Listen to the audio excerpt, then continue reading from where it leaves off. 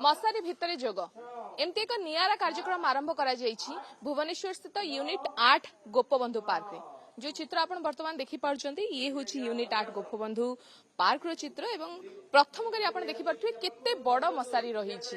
Park रो जो कर्तृपक्ष रहिछन्ते सेमाने दाबी करूछन्ते एहा होछि राजधानी थिबा सबठु बड़ मशारी कुआडे कारण यार लंब जदि आपनको कहबी 336 इंच रहिछि।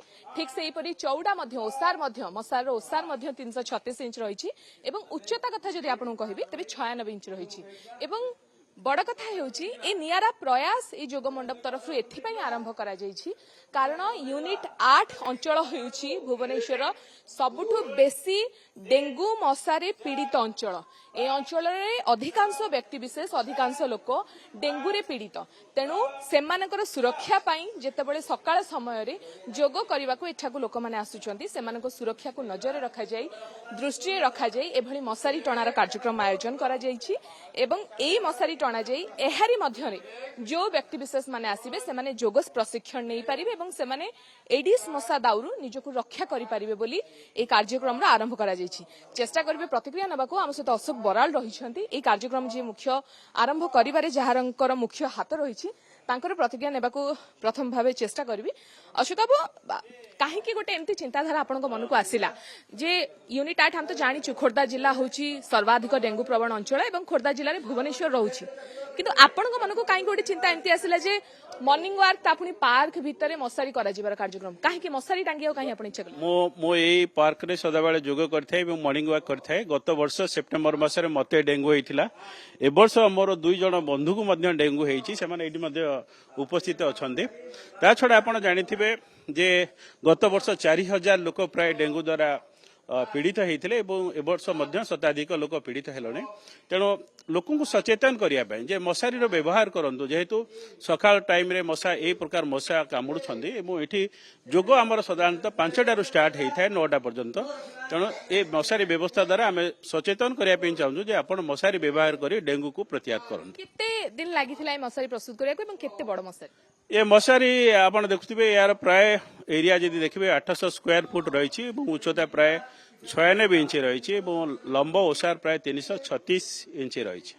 केते दिन लागिथिला को तयारी करिया को एको 2 दिन लागिथिला एवं आमे धन्यवाद मध्य दबो जे मशारी तयारी करथिले हमर ए सीआरपी रो जने गदी मालिक ताको हम धन्यवाद दो। आपण माने निजे प्रचेष्टा रे इनिशिएटिव आरंभ करचंदी आगु को चाहेबे कि बीएमसी तरफ रु सरकार को तरफ रु जेहेतु भुवनेश्वर सबले डेंगू प्रवण अंचल बोली देखिबा को मिलुची शहर भीतर थिबा सब पार्क रे एमती व्यवस्था करा जाओ। सरकार सबु किछि करि परिबे नै हमकु सचेतन होबा पय पड़िबो हमकु घरे मशारी टाणिकरी सोयाक पड़िबो मशारी व्यवहार व्यापक करिया पड़िबो। सरकार कार्य होची से लोक सचेतन निहात कराइबा दरकार एवं जो माने डेंगू द्वारा पीड़ित होउछन्ति सेमानको सठिक चिकित्सा करबा दरकार जदि कोठी मशा को एरिया रे अछन्ति बा अलिया आवर्जना रहिछि ताको सफा करबा दरकार। आपण प्रतिक्रिया देखुतले ये होची मशारी भितरे जोग कार्यक्रम जो चलीछि सेमानको प्रतिक्रिया आउ मध्ये अनेक वयोज्येष्ठ व्यक्ति विशेष एठी रहिछन्ति चेष्टा करबी सेमाने जेतळे जोग करूछन्ति भितरे सेमानको आमे निश्चित कोठी ना कोठी सेमानको हैरान करूछु किंतु ता सत्य मध्ये जेतळे एते बड़ इनिशिएटिव निया प्रतिक्रिया नेबा चेष्टा करबी।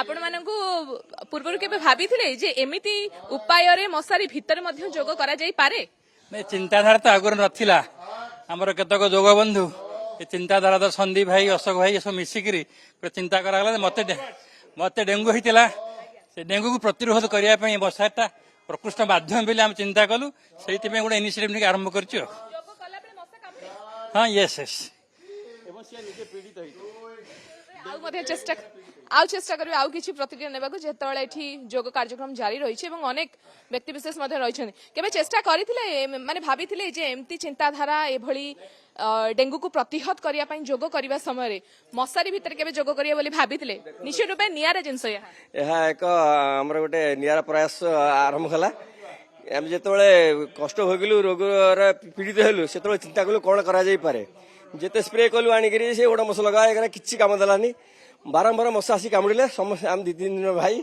जो पीड़ित हेल्ले आम चिंता कलु ना शेषर कम है आम निश्चित गोटे मशारी या बड़ मशारी या जोग श्रृंखला सहित करवा। जोग कला के मशा कामुड़ी अनुभव करते मुझे जोग कर बसिक स्थिर मस्तिष्क जोग कला मशा कामुड़ी 6-7टा मशा प्रतिदिन मु मारे गोड़े हाथ आसी बसती ତେଣୁ ଆମେ କହିଲୁ ନାଇଁ ଏ କାମ ଆଉ ହବନି, ନିଶ୍ଚିତ କିଛି ନା କିଛି ଆମକୁ ଏହାର ପ୍ରତିକାର କରିବାକୁ ପଡିବ। ଏଇଟା ଶେଷ ପ୍ରତିକାର ହଉଛି ଆମେ ନିଶ୍ଚିତ ଗୋଟେ ବଡ ମଶାରୀ କରିବା। ବିଏମସି ତରଫରୁ ପ୍ରୟାସ କରାଯାଉଥିଲା, ଆ ଭିତରେ କେବେ ସ୍ପ୍ରେ କରାଯାଉଥିଲା? ହଁ ସେଇଟା ସବୁ କରାଯାଏ, କିନ୍ତୁ ସେଇଟା ଏନଫ୍ ନୁହେଁ, କରାଯାଏ ମଝିରେ ମଝିରେ, କିନ୍ତୁ ମଶାଙ୍କୁ ସମ୍ପୂର୍ଣ୍ଣ ଭାବରେ ଆମେ ଦୂରେଇ ରଖିପାରୁନି। କିଛି ପ୍ରତିକ୍ରିୟା ନେବାକୁ ମଧ୍ୟ ଚେଷ୍ଟା କରିବି। ବହୁତ ଗୁଡେ ବ୍ୟକ୍ତିବିଶେଷ ଏଠି ତାଙ୍କ ଯୋଗରେ ବ୍ୟସ୍ତ ରହିଛନ୍ତି। ବିଏମସି ତରଫରୁ ଆମେ ଦେଖୁଛୁ ସ୍ପ୍ରେ କରାଯାଉଛି, ମଶା ମରା ଔଷଧ ଦିଆଯାଉଛି, ସବୁକିଛି କରାଯାଉଛି, କିନ୍ତୁ ତା ସତ୍ତ୍ୱେ ମଧ୍ୟ ଡେଙ୍ଗୁକୁ ପ୍ରତିହତ କରାଯାଇ ପାରୁନାହିଁ। এই ମଶାରୀ ଦ୍ୱାରା ପ୍ରତିହତ କରିପାରିବେ ଯୋଗ କଲା ସମୟରେ ଭାବୁଛନ୍ତି? ହଁ, ମଶା କାମୁଡ଼ାରୁ ଯଦି ଆମେ ନିଜକୁ ଦୂରେଇ ପାରିବା ତାହେଲେ ନିଶ୍ଚିତ ଭାବରେ ଆମର ବିଶ୍ୱାସ ଯେ ଡେଙ୍ଗୁଠୁ ଆମେ ଦୂରେଇ ପାରିବା।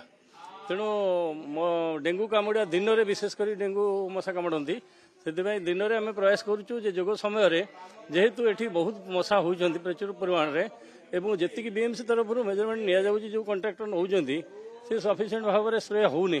ତେଣୁ ସେଥିପାଇଁ ମଶାରୀର ଆବଶ୍ୟକତା ନିଶ୍ଚିତ ଭାବରେ ଅଛି ଏବଂ ସେଥିପାଇଁ ଆମେ ଗୋଟେ ନୂତନ ପ୍ରୟାସ କରିଛୁ। ଦେଖାଯାଉ ଯଦି ଏଥିରେ ଆମେ ସଫଳ ହେଲୁ ଅନ୍ୟମାନଙ୍କୁ ମଧ୍ୟ ପ୍ରୋତ୍ସାହିତ କରିବୁ। ସଫଳ ପ୍ରୋତ୍ସାହିତ କରିବୁ। ଆପଣ ଦେଖିପାରୁଥିବେ ଯେ ମଶାର ପ୍ରକୋପ, ମଶାର ଦାଉ ଏତେ ଅଧିକ ରହିଛି ଯେ ଯୋଗ କରୁଥିବା ସମୟରେ ଏଠାରେ ବ୍ଲାକ୍ ହିଟ୍ ମଧ୍ୟ ରଖାଯାଇଛି ଏବଂ ଏଠାରେ ରଖି ସେମାନେ ଯୋଗ କରନ୍ତି। ଏ ହିଟ୍ର ବ୍ୟବସ୍ଥା କାହିଁକି ଆପଣମାନେ ବ୍ୟବହାର କରନ୍ତି?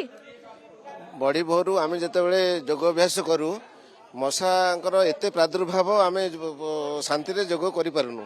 ତେଣୁ ବେଶୀ ମହିଳାମାନେ ଭୋରୁ ଆସନ୍ତି ଆଉ ସେମାନେ ପୀଡ଼ିତ। ମଶା ସ୍ପ୍ରେ ରଖାଯାଇଥାଏ, କିନ୍ତୁ ମଶା ସ୍ପ୍ରେ 10 ମିନିଟ୍ ପରେ ପୁଣି ଯେଉଁ ମଶା ଆକ୍ରାନ୍ତ ହୁଅନ୍ତି। ଆଉ ବେଶୀ ଭୋରରୁ ଯେହେତୁ ପ୍ରାତଃ ଆମେ ଯୋଗ ଅଭ୍ୟାସ କରୁ, ବେଶୀ ମଶା ସେହି ସମୟରେ ଉପଦ୍ରବ କରିଥାନ୍ତି।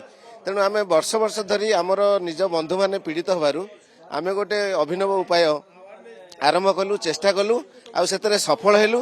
ଆମେ ଏଇ ବାର୍ତ୍ତା ଦେବାକୁ ଚାହୁଁଛୁ ଯେ ଅନ୍ୟମାନେ ଇଏ କଲେ ମଶା ଉପଦ୍ରବରୁ ରକ୍ଷା ପାଇବେ ଆଉ ଶାନ୍ତିରେ ଯୋଗ ଆସନ କରିପାରିବେ। ରୂପେ ଆପଣ ଦେଖୁଛନ୍ତି ଯୋଉ ସ୍ଥାନରେ ଆମେ ରହିଛୁ ତାହା ହେଉଛି ମଶାରୀ ଭିତରେ 96 ଇଞ୍ଚ। ଆପଣ ଦେଖିପାରୁଥିବେ ଭୂମିରୁ 96 ଇଞ୍ଚର ଉଚ୍ଚତା ରହିଛି ଏବଂ ତା ସଙ୍ଗେ ସଙ୍ଗେ 336 ଇଞ୍ଚର ଚଉଡ଼ା, 336 ଇଞ୍ଚର ଲମ୍ବା ରହିଛି ମଶାର। ଆଉ ଯଦି ଆମେ ସ୍କୋୟାର ଫୁଟ ହିସାବରେ କହୁଛେ ତେବେ 800 ବର୍ଗ ଫୁଟ ଅଞ୍ଚଳରେ ପର୍ଯ୍ୟନ୍ତ ବ୍ୟାପିଛି ଏ ମଶାରୀ ଏବଂ এই ମଶାରୀ ଭିତରେ ପାଖାପାଖି ଆପଣଙ୍କୁ କହିପାରିବି 30ରୁ 40 ବ୍ୟକ୍ତି ବିଶେଷ ଏକା ସାଙ୍ଗରେ ଯୋଗ କରିପାରିବେ। ଏ ନିଆରା ପ୍ରୟାସ ଏଥିପାଇଁ ନିଆଯାଇଛି କାରଣ ଭୁବନେଶ୍ୱରରେ ପ୍ରତ୍ୟେକ ଦିନ ଶହ ଶହ ଲୋକ ଡେଙ୍ଗୁରେ ଆକ୍ରାନ୍ତ ହେଉଛନ୍ତି ଏବଂ ଡେଙ୍ଗୁରୁ ନିଜକୁ ରକ୍ଷା କରିବା ପାଇଁ ଏଭଳି ନିଆରା ପ୍ରୟାସ ନିଆଯାଇଛି ଏବଂ ସାଧାରଣରେ ସଚେତନତା ସୃଷ୍ଟି କରିବା ପାଇଁ ଏହି ଗୋପବନ୍ଧୁ ପାର୍କର ଯେଉଁ ସଦସ୍ୟମାନେ ରହିଛନ୍ତି, ଯେଉଁ ଯୋଗ ମଣ୍ଡପର କର୍ମକର୍ତ୍ତା ରହିଛନ୍ତି, ସେମାନେ ନିଜ ତରଫରୁ ଏ ନିଆରା ପ୍ରୟାସ ନେଇଛନ୍ତି ଏବଂ ସରକାରଙ୍କ ପାଖରେ ନିବେଦନ କରିଛନ୍ତି, ବିଏମସି ପାଖରେ ନିବେଦନ କରିଛନ୍ତି ଯେ ସେମାନେ ମଧ୍ୟ ସହଯୋଗର ହାତ ବଢ଼ାନ୍ତୁ ଏବଂ ଆଗକୁ ସହର ମଧ୍ୟରେ ଥିବା ସମସ୍ତ ପାର୍କରେ এইଭଳି କିଛି ନା କିଛି ବ୍ୟବସ୍ଥା କରାଯାଉ ଯାହାଦ୍ୱାରା କି ଡେଙ୍ଗୁରେ ଆକ୍ରାନ୍ତ ହେଉଥିବା ଲୋକଙ୍କ ସଂଖ୍ୟା କମିପାରିବ ଏବଂ ଡେଙ୍ଗୁ ଜ୍ୱରରୁ ଲୋକଙ୍କୁ ରକ୍ଷା କରାଯାଇପାରିବ। ଭୁବନେଶ୍ୱରରୁ କ୍ୟାମେରା ପର୍ସନ ଅବ୍ଦୁଲ ଅଜିଜଙ୍କ ସହ ଅର୍ଚନା ଶତପଥୀ, OTV।